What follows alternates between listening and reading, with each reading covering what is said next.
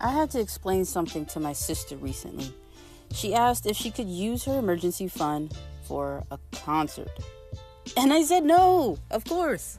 Not because concerts are necessarily bad, but because that's not what an emergency fund is for, friends. An emergency fund has one job.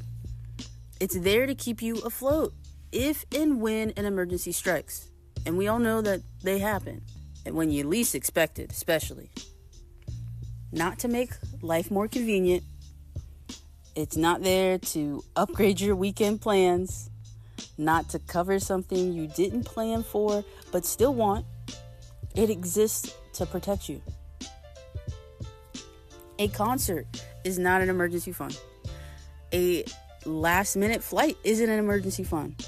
Nails aren't an emergency fund. They're wants. And don't get me wrong, of course, wants are fine.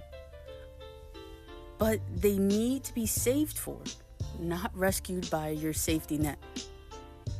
Here's the real test, all right? If you don't pay for it, does your life start falling apart? Do you lose your housing, your job, your ability to eat or function?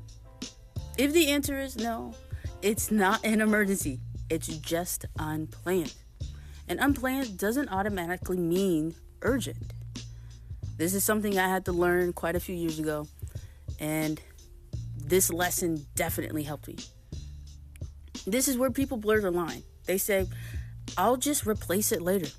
But the whole point of an emergency fund is so you don't have to scramble later. It keeps you out of debt.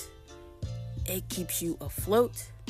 It keeps you from making panic decisions. It keeps one bad month from turning into a bad year or years. That's what it's for. If you're using it for fun spending, then let's just call it what it is. All right? You don't have a real emergency fund yet. You have a slush fund. If you haven't heard that term before, it basically means fun money. It's time to tighten that up and do better. Label it clearly, fund it fully, and then leave it alone.